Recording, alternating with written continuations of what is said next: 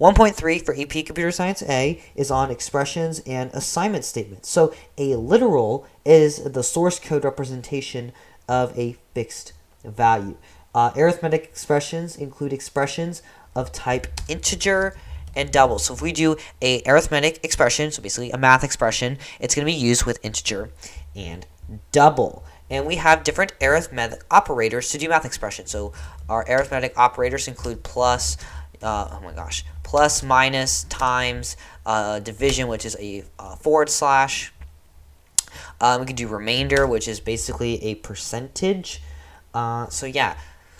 Now, one thing I want to point out, and I'm going to do this instantly, is we're going to make an integer, we're going to call it num, and we're going to assign it the value of 0. We're going to write another integer, we're going to call it j, and I don't think I did this in 1.2, is that we can start a variable, so we have integer j, and reassign it later. So we do j equals 0, and it's going to assign the value of j to 0. So we can do, let's do another variable. We're going to do integer answer is going to be j divided by num. So it's going to do 0 divided by 0. Now, if we attempt to do this in Java, we are going to get an error. You cannot divide a number by 0 in Java. That's not allowed. So we can't do that anymore. And that's just something I wanted to point out. We're actually going to go back and do integer num again, give it the value of 5. And maybe I wanted to add 5 to it. So what I'm going to do is I'm going to do num plus equals 5.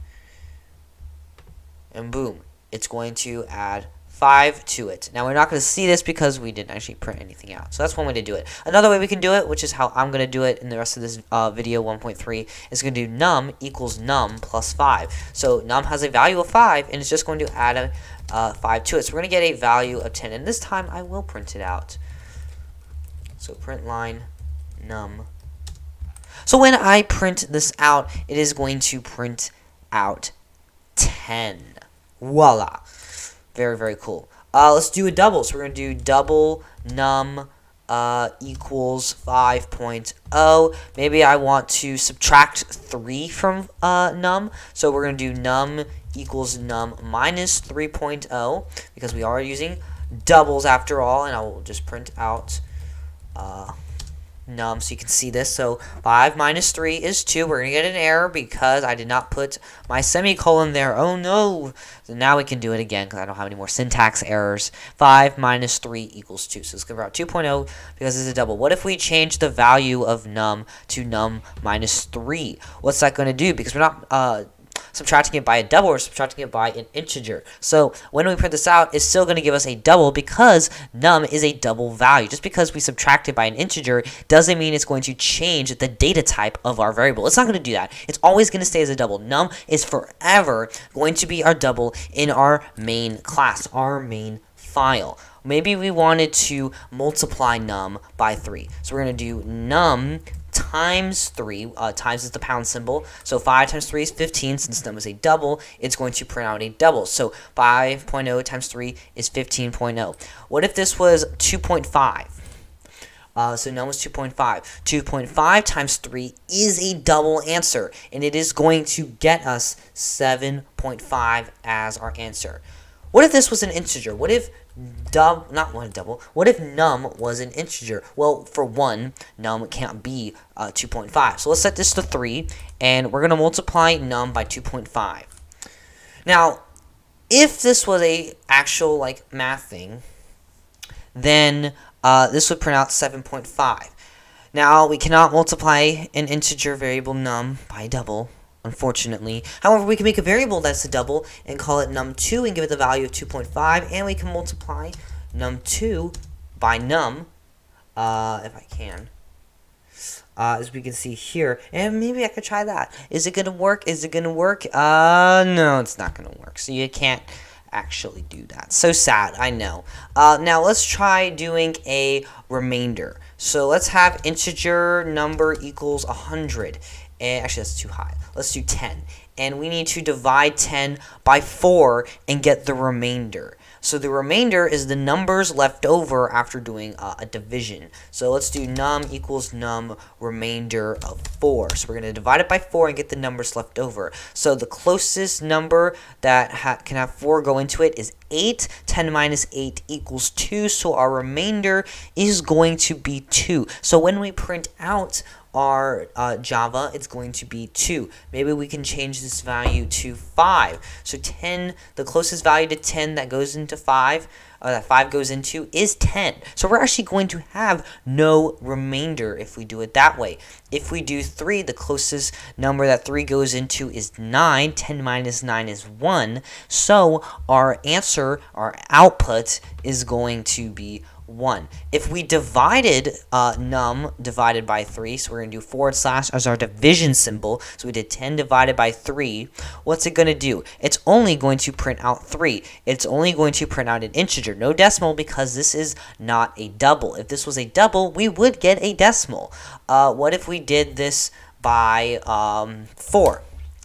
And 10 divided by 4 is really 2.5. Is it going to round up to 3? No, it's going to round down. In Java, we always round down. So even if an answer to a division problem was going to be 2.99999, it's still going to round down to 2 if we are saving it to an integer variable. Now, what if I wanted to do some more complex math equations? So let's make the value of num equal to 2 plus 5 times 3.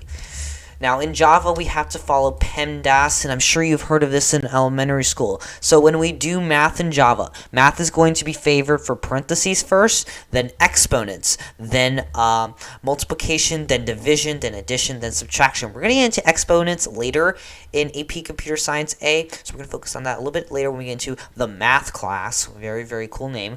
And we're going to focus on right now multiplication, division, addition, and subtraction. So we're going to start doing our math equation, because you might have to do one of these on your AP exam. Is you have to find the value of an integer or the output. So we have multiplication in our equation. So we're going to start with that first. 5 times 2, that is 10. Do we have any division? No. Do we have any addition? Yes. So we have 10 plus 2, and that is going to give us 12. Do we have subtraction? No. So our final value is going to be 12. And when I run my code, it's going to print out 12. Very, very cool. Now, what if I did 5 times 2 divided by 5? So let's do Pemdas again. Do we have any parentheses? No. Do we have any exponents? No. Do we have any multiplication? Yes. 5 times 2, which is going to be equal to 10. So I can write here 2 plus 10 divided by 5 in my comment.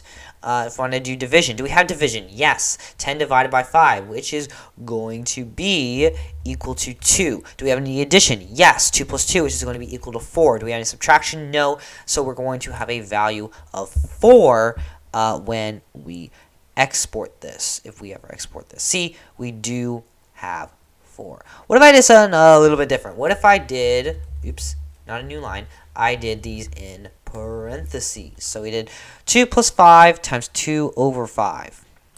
So let's see this. Do we have any parentheses? Yes. Yes, we do, actually. We have 5.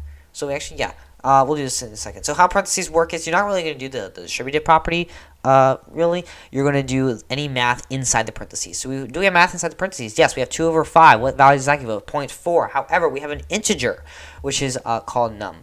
Our integers do not have 0.4s, any decimals inside of them. So what it's actually going to do is that it's going to round it down to 0 in this case. So this is going to be 2 plus 5 times 0. Alright, so we did have parentheses. Do we have exponents? No. Do we have multiplication? Yes. So 5 times 0 is 0. So it's going to be 2 plus 0. Do we have any division? No. Do we have addition? Yes. 2 plus 0 is 2. Do we have any subtraction? No. So it's going to have a value of, let's see it, 2. Very, very cool. What if we did 2 plus 5 times 2 minus 5 minus 2? So subtraction's last, and we didn't have any subtraction in the last one, so we just do 2 minus 2, which is going to have the value of 0. And so when we print this out now, we are going to have 0. Very, very cool. Now let's change the value of num to a double. Spice things up a little bit. I'm going to change this to 2.5 over 5, which is the equivalent of 1/2. Make our math a little bit easier. So let's do Pemdas all over again. Yay! So do we have any parentheses? Yes. Let's do the math inside of our parentheses. 2.5 over 5 is 0.5. So we're going to 2.5 times 0.5 minus 2. Do we have any exponents? No. Do we have multiplication? Yes. 5 times 0.5. That is 2.5. Good. Do we have any division? No. Do we have any addition? Yes, we do have addition. 2 plus 2.5, which is 4.5. Do we have any subtraction? Yes, 4.5 minus 2 is 2.5. Very cool. We're going to run this. Now, something I do want to point out why this runs is that when we do math inside parentheses, inside of an expression, it's going to do the same thing with PEMDAS as well. So, yeah, 2.5 is our final answer. So, if we did 2.5 divided by 5 plus 1, it's going to do 2.5 divided by 5 first and then do plus 1. Even if it was 1 plus 2.5 divided by 5, it's going to do the same thing. It's going to favor the division first over our addition. So that's something you should know about. And yeah, so some things I do want to point out is an arithmetic operation that uses a double value will evaluate to a double value. So it's always going to be double, and anything that uses two integer values will be an integer value. So yeah, that's something I want to point out. And that is 1.3 for AP Computer Science A. And that is the end of the video. Thank you so much for watching. Please like, subscribe. It's free. It really does help me out. In the description down below, I have some AP Computer Science MCQs and FRQ helps that I think you'll find very beneficial for this unit. I'll see you guys in the next video. I do have more videos, of course. Adios.